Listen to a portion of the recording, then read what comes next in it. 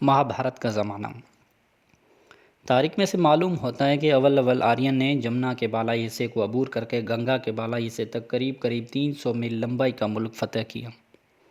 गंगा के बालाई हिस्से में एक शहर बसाया जिसका नाम हस्तिनापुर रखा। उससे 60 मील के फासले पर जमुना के बालाई हिस्से में एक और शहर बसाया जिसका नाम अपने बड़े देवता इंद्रप्रस्थ रखा। बादिदा यह शहर शुमाली हिंद का दार खिलाफा बना और दिल्ली के नाम से मशहूर हुआ। फिर बाजुओं ने जुनूब का रुख किया। 150 मील के करीब जाकर दो शहर और बसाए, एक आगरा जमुना के किनारे, दूसरा कनूज जिसको वो कामपलिया कहते थे, दरियाए गंगा के किनारे पर। उससे आगे जाकर बादशाह आर्यन उस मकाम पर भी पहुँचे जहाँ गंगा और जमुना आपस में मिलती हैं। यहाँ पांचवा शहर बसाया जिसका नाम प्रयाग रखा, अब उसको इलाहाबाद कहते हैं। हम क्यास कर सकते हैं कि आर्यन को उस सरज़मीन पर तसल्लुत कायम करने में कम से कम 300 बरस के करीब लग गए होंगे। उस ज़माने में भी वेद के देवताओं की पुरतिश होती थी, मगर आर्यन के रसूम रवाज में आहिस्ता आहिस्ता तगीर और तब्दील हो रहा था। उस 300 साल के अरसे को हम महाभारत का ज़माना कह सकते हैं, क्योंकि संस्कृत की दूसरी बड़ी किताब महाभारत में जिस बड़ी लड़ाई का जिक्र है वो उसी ज़माने में हुई थी। दोस्तों, यहाँ ये भी देखना मुमकिन है कि अब आर्यन के बहुत से कदीम ग्रोहों और फ़िरक़ों के नाम तक सिफा हस्ती से तो मिट गए हैं। ये लोग हिंद के पुराने बाशिंदों से लड़े और आपस में भी उनकी लड़ाइयाँ हुई। बाद में महाभारत में उन दो कौमों के नाम दिए हैं जिनके दरमियान ये जंग अजीम वाक़या हुई थी। लफ्ज़ महाभारत से वो जंग अजीम मुराद है जो राजा भरत की औलाद की दरमियान वाक़या हुई। उस जंग का ज़माना पहले हम तयन कर चुके हैं, मगर किताब महाभारत उसके बहुत बाद तसनीफ़ हुई है। उस लड़ाई के किस्से सीना बसीना चले आते थे। भाट और शायर राजा महाराजाओं के स्वभाव में किस्से गाते और सुनाते थे। बढ़ते बढ़ते किस्सा बहुत बढ़ गया। ज़माना गुजरने पर उसमें बहुत सी नई दास्तानें शामिल हो गई। उससे बाद के ओहद में, जिसे ब्राह्मणों का ज़माना कहते हैं, एक ब्राह्मण व्यास जी उन किस्सों को मुसलसल करके नज़म तैयार किए। यही नज़म अब महाभारत के नाम से मशहूर है।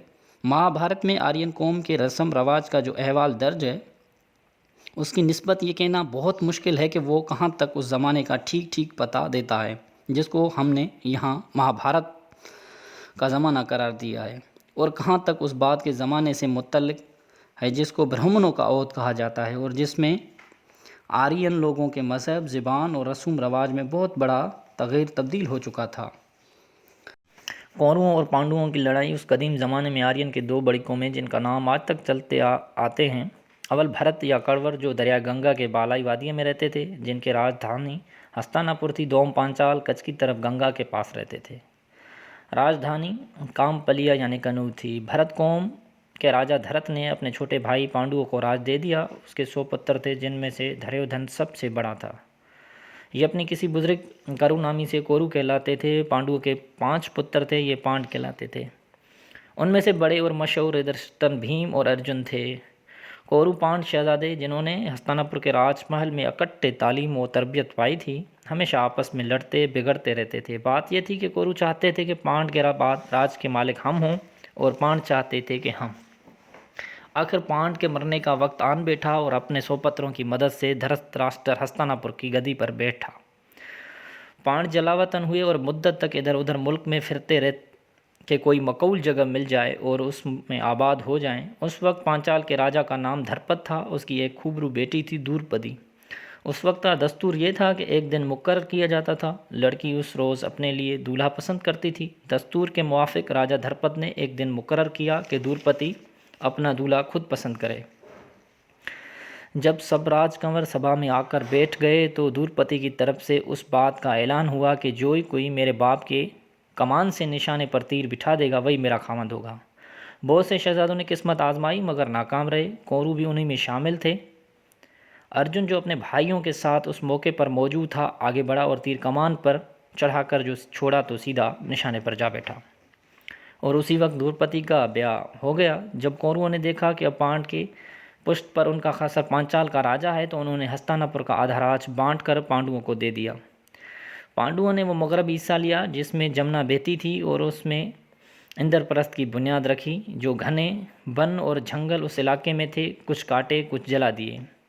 और उन वेशी कौमों को जो यहाँ आबाद थी ओरोनाको की नाम से मशहूर थी निकाल कर अपनी सल्तनत कायम कर ली। उस पर भी कौरव चुप होकर आराम से ना बैठे। उन्होंने पांडवों को बुलाकर उनके साथ जुए का खेल शुरू किया और चालाकी से उनका राज बांट बल्कि बीवी भी जीत ली। उन बेचारों को हस्तिनापुर छोड़ना पड़ा और 13 बरस तक जलावतन रहना पड़ा। 13 बरस के बाद उन्होंने चाहा कि हमारा राज हमें मिल जाए, मगर कौरव अब मानते ही नहीं थे। उन्होंने राज देने से इनकार कर दिया। उसका नतीजा ये हुआ कि दोनों फरीकों में बड़ी जंग हुई। फरीकीन के साथ बहुत से राजा और उनके मददगार थे। पांडवों की तरफ से श्री कृष्ण थे और पांचाल का राजा श्री कृष्ण दारोका के राजा थे, जिसे अब इलाकाए गुजरात कहते हैं।